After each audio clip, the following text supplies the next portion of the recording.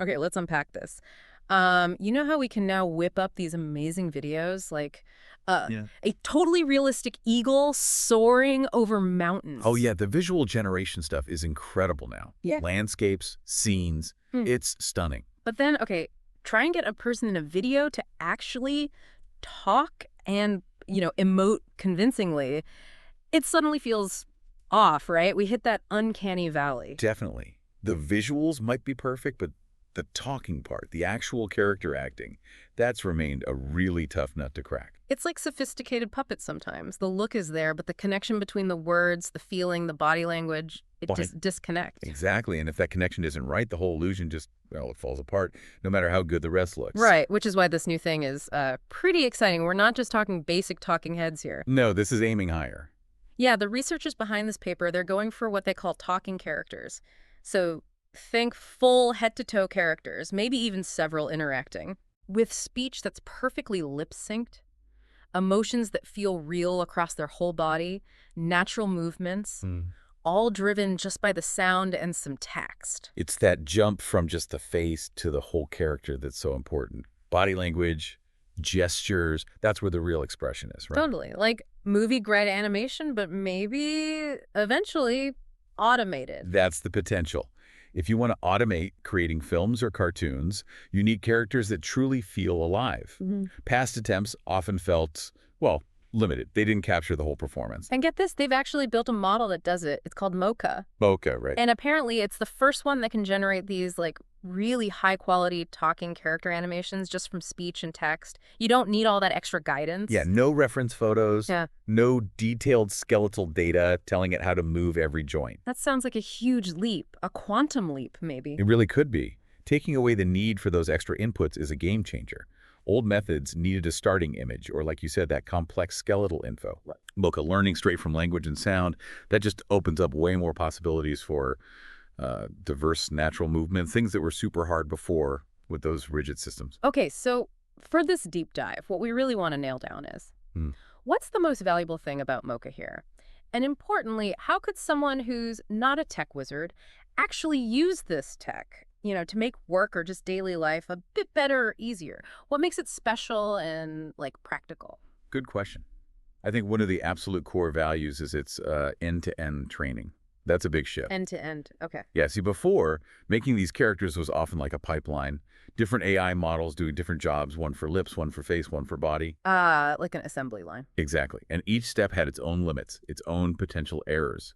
MoCha, being end-to-end, learns the whole connection, speech, text, final animation all at once, directly from the data. Okay, let me see if I get this. So, like, if you're learning to bake a really complex cake, older ways are like separate instructions for batter, frosting, assembly, and you just hope it all fits. And MoCha's end-to-end is like learning the whole recipe start to finish, seeing how it all connects and transforms. That's a fantastic analogy. Yes. Yeah. It learns the direct link from the input, the speech and text, to the output video. Much more streamlined.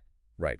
And that allows for much more nuanced, more natural interaction, because how the lips move, how the eyebrows raise, how the hands gesture, it's all learned together in context with the sound and words. It's like the model gets an intuition for it. Got it. So you don't need to feed it a puppet skeleton first. Just the words, the voice, and it figures out the whole character. That sounds way more user-friendly eventually. Definitely. Now, the paper mentioned this speech video window attention thing. Sounds important. Like MoCha's secret sauce. What's that about? Okay, yeah, this tackles a problem that sounds simple, but is actually quite tricky.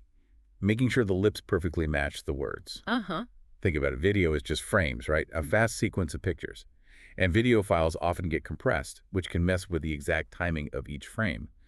But the audio track keeps its own steady rhythm. Right. It's like those old dubbed movies where the sound is just slightly off from the mouth moving. It instantly looks fake. So jarring. Exactly that. So MoCha's speech video window attention is a really clever fix. Imagine you're at a noisy party, lots of conversations happening. Okay. Your brain automatically focuses your attention on the person speaking right to you, right then, filtering out the rest. MoCha does something similar for every tiny moment in the video it's making. Yeah. It focuses its attention on just a small corresponding window of the audio that's happening at the exact same time. Maybe a tiny bit before and after, too. Okay, so the video part is constantly sort of listening really closely to the exact bit of audio it needs to sync with right then. Precisely. It ensures that the lip movements and other visual cues, too, are super tightly linked to what's being said right at that instant. And the researchers found this made a huge difference in how realistic the lip sync looks, which, like you said, is absolutely crucial for making you believe the character. It's like making sure the drummer and singer are perfectly in time. If not, the whole thing feels wrong. That makes total sense. Even a tiny bit of mismatch just ruins the illusion. Yeah. Okay, and they also talked about joint speech-text learning. Why teach it using both spoken words and written descriptions? What's the benefit there? Well, this gets into a really practical challenge with training AI like this. There just isn't a huge amount of video data available that has both perfect transcriptions of the speech and detailed frame-by-frame text descriptions of everything happening visually. Right, so finding videos where you know exactly what's said and every little action described perfectly, that's rare. It's relatively scarce, yeah. That really rich, perfectly aligned data is hard to come by in massive quantities. So MoCha uses this smart, kind of two-pronged approach. First, it learns from the videos that do have both speech and text. But, and here's the clever bit, it also learns from videos that only have text descriptions, no audio needed for those. So it's kind of like learning a language. You learn by listening and reading along, sure.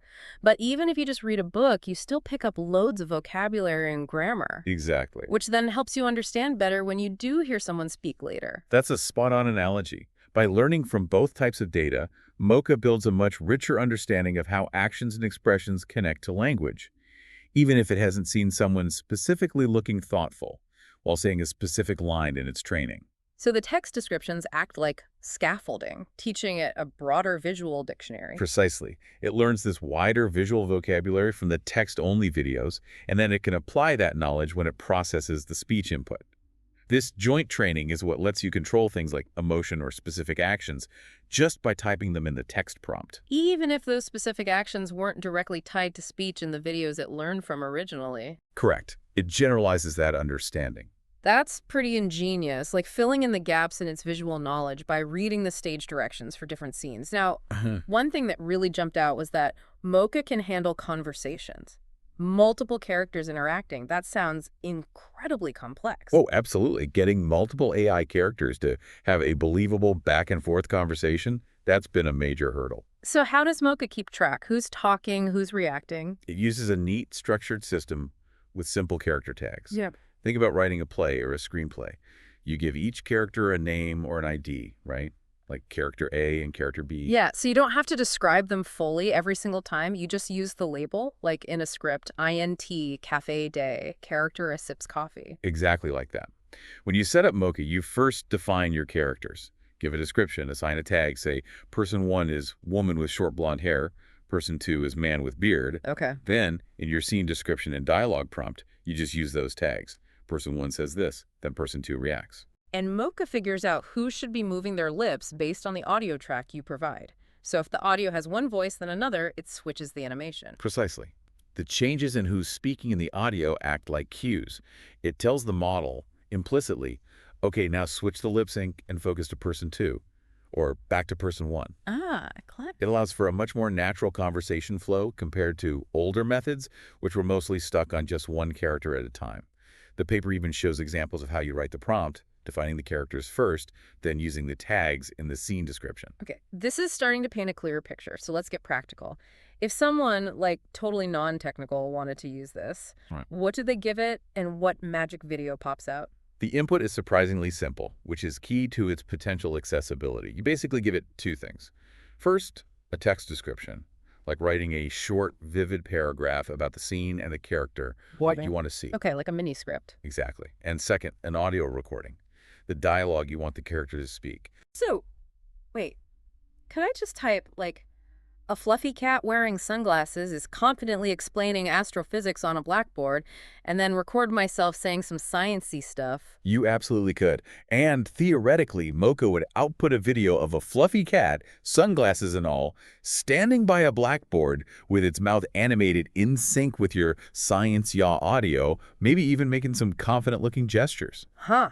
Okay, that's amazing. No complex 3D rigging, no animation skills needed, just imagination, some words, and your voice. That's the goal. And the examples in the paper really show the range, don't they? Yeah, there was someone putting on a ring, someone floating in a space station. An angry woman crying. Right, and that person next to a huge elephant. It really shows you can control a lot just with the text prompt. It really highlights the versatility. You can describe people, animals, fantasy creatures, their emotions, their actions. And MoCha aims to bring it to life, sync to your audio. The text prompt becomes your main direction tool. Simple, but powerful. And they even gave that little diagram, the peek behind the curtain. Looked a bit like a mad scientist's wiring diagram, maybe. Yeah, figure two. But the gist is, speech goes in, text goes in, MoCha's brain, this diffusion transformer thing, processes it all using that special attention trick we discussed. And boom, out comes a realistic video. We don't need to get bogged down in what a 3D VAE or Wave2Vec2 actually is. Not for the general user, no. Right. For us non-tech folks, it's just knowing these clever bits work together under the hood to make the magic happen from simple stuff. Exactly. The key takeaway for someone without that deep technical background is that MoCha takes intuitive input, speech, text, and uses its complex internal workings to generate these really rich, realistic talking character videos. It lowers the barrier. Okay, so let's really bring this home. Someone's listening thinking, cool tech, but how could I use this, like, tomorrow, at my job, or just in life? What are some practical, real-world uses for the average person? This is where it gets really exciting, I think. And the potential is surprisingly broad. Think about personalized digital avatars, for starters. Yeah. Instead of a static photo or some generic cartoon on video calls or in online presentations, imagine a realistic, animated you, moving and speaking as you do. Whoa. You could just record your voice, describe how you want your avatar to look and act, maybe more professional, maybe more casual, and MoCha could potentially generate it. Forget awkward frozen smiles on Zoom. Yeah. You could have a digital you delivering the message with, like, the right-hand gestures and expressions. That would be a massive upgrade for virtual communication. Okay, what else? Well, think about explaining things. We do it all the time, right? A Right. new project at work, instructions for a client, maybe just telling a story online. Instead of long emails or text, short, engaging videos with a talking character. Like little explainer videos. Exactly. Struggling to explain that tricky new workflow to your team? Just describe the scene, record yourself walking through the steps, and MoCha could whip up a video with a helpful animated character showing what you mean. Visuals make things so much easier to grasp sometimes. Oh, I can totally see that being useful. For work, definitely, but even just, explaining stuff to family or friends. What about accessibility? That's a really important angle. Imagine generating sign language videos automatically from spoken audio. Wow, yeah. That could be huge for breaking down communication barriers, making information way more accessible for the deaf and hard of hearing community. That's a fantastic, really meaningful application. And what about all the creative folks out there? People with stories, but maybe not the animation chop. Right. For aspiring filmmakers, animators, content creators, MoCha could be a real democratizing force. Yeah. It could let people bring their visions to life without needing years of specialized training or huge budgets. Yeah. Suddenly, creating a short animated film, a cool explainer, even just a fun social media video, it becomes much more achievable for many more people. So it could unleash a wave of creativity from people who felt locked out before. I think so. It lowers that technical barrier significantly. Think about education, too, making learning materials way more engaging with talking characters explaining concepts. So, okay, whether it's leveling up your online presence, making complex stuff clear, improving accessibility, or finally making that animated short, MoCha seems to offer tangible benefits for lots of people. And crucially, without needing a PhD in computer graphics. Exactly. The real power, the value proposition here, is taking simple inputs, your voice, your words, and turning them into sophisticated, engaging video content with realistic talking characters. It opens up a whole new world of possibilities. Okay, so let's recap this deep dive then. MoCha. It's this really novel tech for making realistic, full-bodied talking characters from just speech and text, way beyond static talking heads. Right, aiming for natural movement, synced speech, believable emotion. And its key strengths seem to be that end-to-end learning, the clever speech video attention for lip sync, The joint training that makes it versatile. and that super cool ability to handle multiple characters talking. And the valuable part, especially for our listeners without a deep tech background, is how practical this could become. It's not just lab stuff. It could actually change how we communicate, learn, create online. So here's something to chew on as we wrap up. As this tech gets better and better, how might it fundamentally change how we interact with digital stuff, how we tell stories, even just how we talk to each other online? And maybe think, what new creative doors could this open for you personally? That work task that needs a better explanation, that story idea you've had shelved. It really feels like the beginning of something quite significant in democratizing video creation. Definitely feels that way. Lots to think about.